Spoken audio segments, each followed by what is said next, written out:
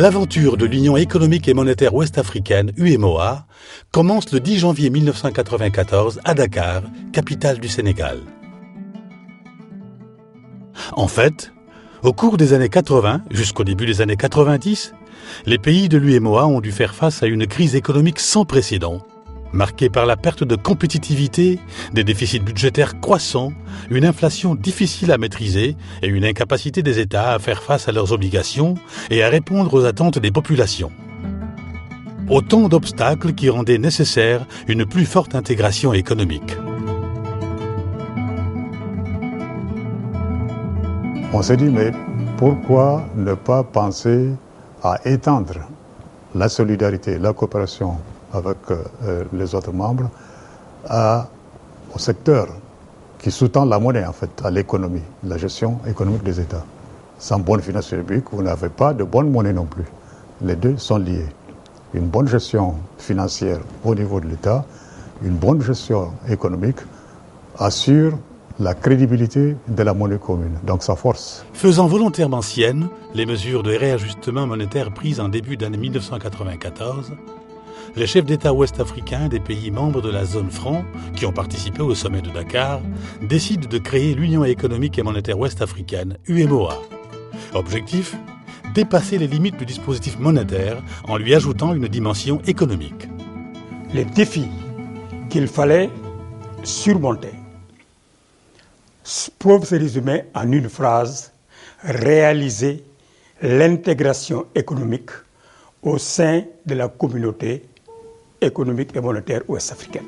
Mission essentielle de l'organisation sous-régionale, impulser et coordonner l'intégration des économies des États membres en vue de créer un environnement favorable à la création de richesses pour un mieux-être des populations de l'espace UEMOA.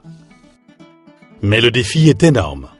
Il implique un tiers de la population de l'Afrique de l'Ouest, près de 100 millions d'habitants, éparpillés sur plus de 3,5 millions de kilomètres carrés. Il regroupe 8 États que sont le Bénin, le Burkina Faso, la Côte d'Ivoire, la Guinée-Bissau, le Mali, le Niger, le Sénégal et le Togo.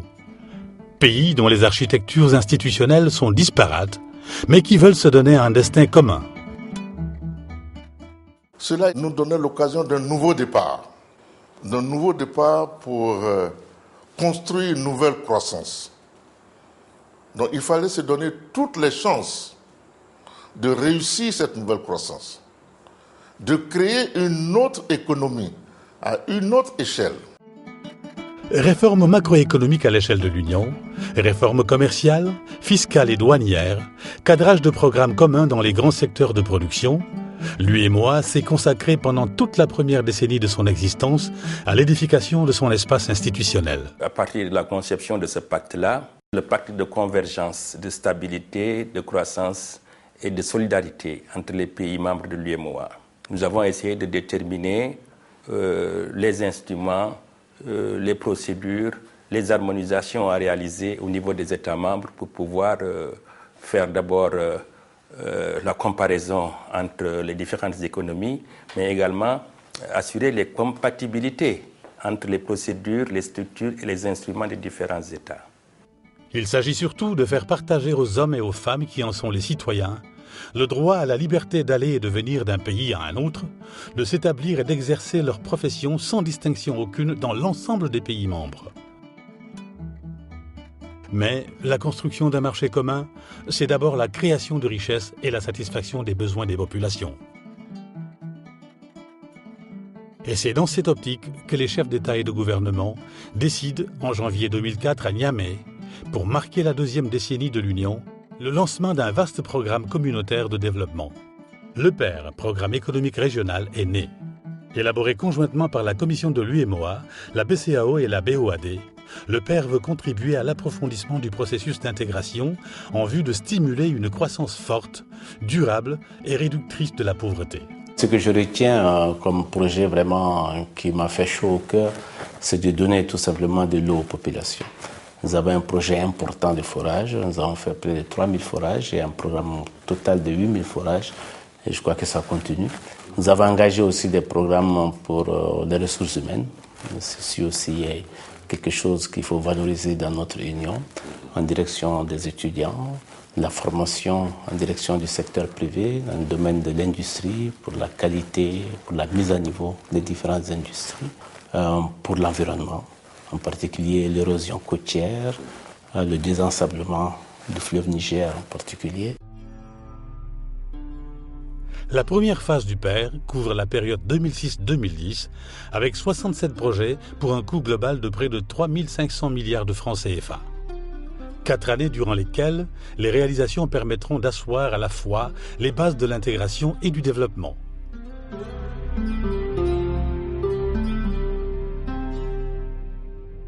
Des routes partent de Bissau, passent par Dakar, Bamako et Ouagadougou pour aboutir à Niamey, Abidjan, Lomé ou Cotonou. Près de 8490 km de routes sont bitumées, renforcées ou réhabilitées. Pour assurer leur pérennité, des stations de pesage, comme ici à Diamniadio au Sénégal ou à Ouegbo au Bénin, sont construites. Les premiers postes de contrôle juxtaposés apparaissent également aux frontières, avec pour but d'assurer la fluidité des échanges et de réduire progressivement les tracasseries. 11 postes sont ainsi prévus aux frontières des 8 États membres.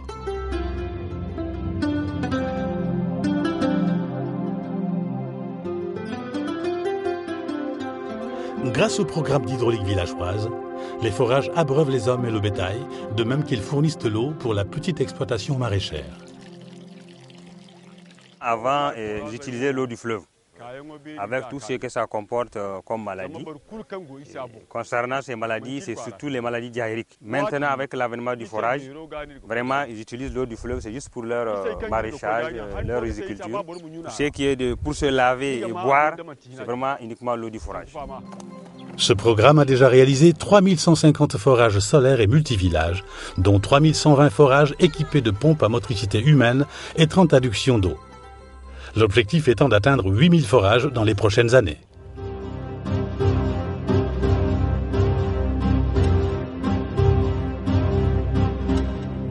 Les aménagements hydro-agricoles visent la réduction des déficits alimentaires devenus chroniques dans certains pays de la zone. Ainsi, 11 000 hectares de terre seront mis en valeur dans l'Office du Niger au Mali pour une sécurité alimentaire de l'Union, pendant que 1000 hectares le seront dans chacun de 7 autres pays. Mais déjà, 400 des 1000 hectares du Bénin offrent aux agriculteurs de Malanville la possibilité de 3 récoltes de riz par an, contre une seule auparavant. Avant, c'était 3 tonnes 50 par là. Et aujourd'hui, avec l'avènement de ce projet, avec l'aménagement en cours, ce n'est même pas encore terminé, on a constaté que notre rendement a augmenté à près de 6 tonnes à l'hectare.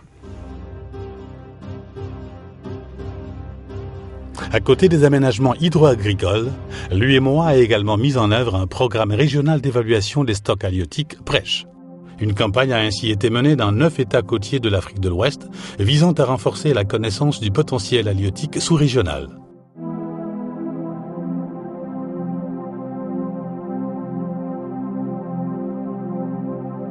L'environnement est aussi un pilier fort dans les programmes de l'Union. C'est ainsi qu'un important programme de lutte contre l'érosion côtière a été conduit dans les pays côtiers, notamment à Anéo au Togo et à Tchaoulène au Sénégal. L'UEMOA contribue également au financement d'importants travaux de désensablement et de fixation des dunes pour sauver des villages riverains du fleuve Niger.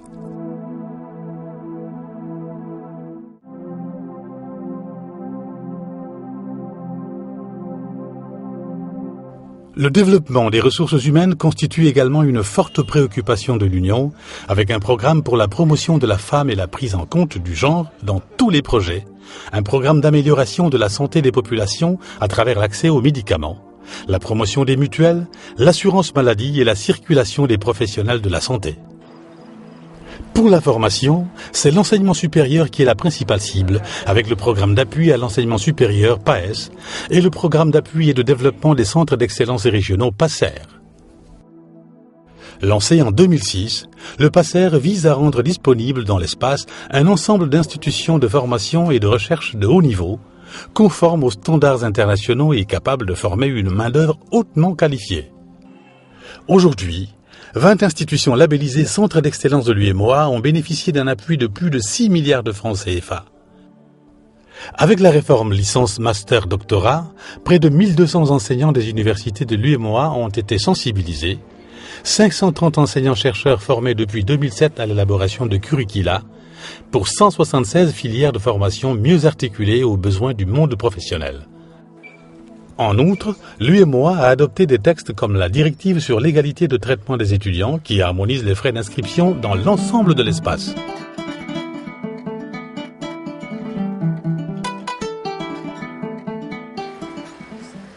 Aujourd'hui, aucun secteur n'échappe au progrès enregistré ces dernières années grâce au PER. Du transport aérien à l'environnement, de l'amélioration du climat des affaires à la culture, de la santé au secteur minier, les projets et programmes de l'Union impactent positivement tous les pans de la vie économique et sociale. La filature du Sahel au Burkina Faso a bénéficié du programme de restructuration et de mise à niveau, ainsi que du programme d'appui aux petites entreprises, composante principale de la politique industrielle commune, afin d'améliorer la compétitivité de ces produits et leur accès au marché international. Le plan de restructuration et de mise à niveau a permis de dynamiser notre exploitation en améliorant nos capacités en gestion, notre organisation, et ça a permis de doubler notre capacité de production. Son succès, le programme le doit avant tout à sa démarche. Consensuelle par définition, elle associe étroitement tous les acteurs concernés. Des États membres aux différents secteurs socio-professionnels, qu'ils soient publics ou privés, ainsi que les partenaires techniques et financiers. Notre portefeuille actuel d'opérations avec l'UEMOA s'élève à environ 150 milliards de francs CFA pour 5 opérations. Nous sommes convaincus qu'individuellement, les États ne peuvent pas être compétitifs par rapport à d'autres pays ou à d'autres régions. Et donc, l'intégration régionale, c'est un moyen essentiel. Et donc, l'UEMOA est un partenaire incontournable. La Commission est une institution qui est efficace, qui est utile et qui réussit à œuvrer de façon positive au bénéfice des populations des pays qui la composent. Nous espérons pouvoir y contribuer côté AFD et pouvoir contribuer à la réussite et au succès de la Commission. Fort de ses résultats et surtout de son expérience, avec un taux de croissance qui par moment a frôlé les 5% dans la zone, l'Union a donc décidé de lancer une deuxième phase du programme économique régional. En juillet 2012, elle réunit ses partenaires au développement à Abidjan, en Côte d'Ivoire. Le PER 2 couvrira la période 2012-2016 avec un financement estimé à 5 763 milliards de francs CFA pour 102 projets et programmes.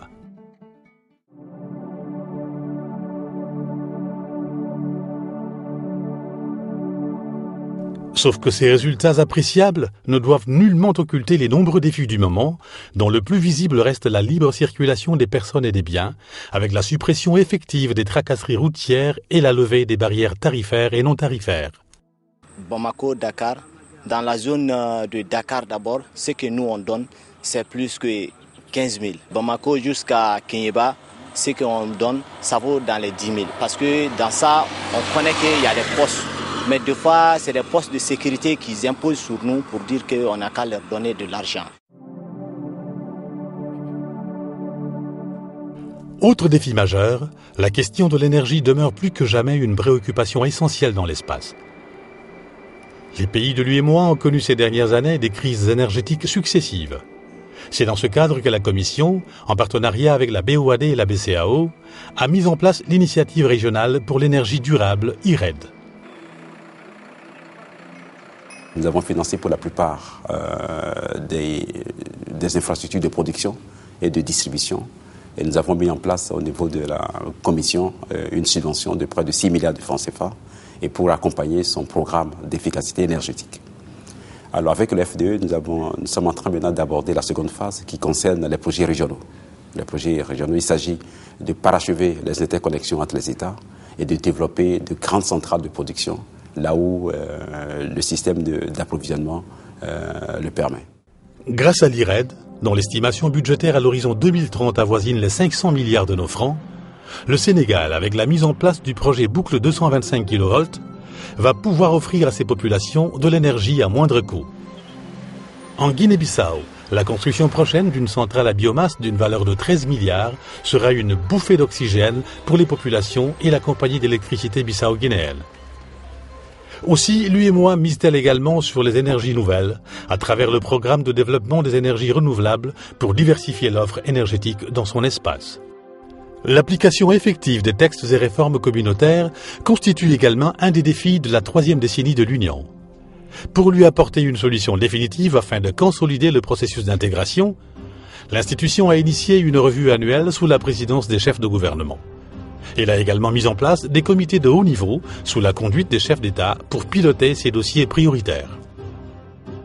Il s'agit entre autres de celui sur la sécurité alimentaire conduit par le président Issoufou Mohamedou du Niger, de celui sur la paix et la sécurité conduit par le président Macky Sall du Sénégal. Le comité de haut niveau sur le financement des économies est conduit par le président Alassane Dramane Ouattara de Côte d'Ivoire et celui sur l'énergie par le président Yahi Boni du Bénin.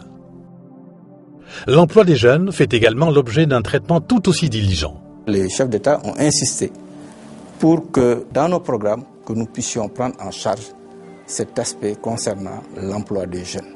Nous savons que si nous voulons aller aussi vers cet objectif, nous ne pourrons l'atteindre que dans un environnement de paix et sécurité, ce que nous sommes en train de faire. Aussi, les chefs d'État ont pensé qu'il fallait également que les aspects de sécurité alimentaire puissent être pris en charge parce que nous travaillons sur les populations. Nous travaillons pour atteindre l'objectif de sécurité alimentaire.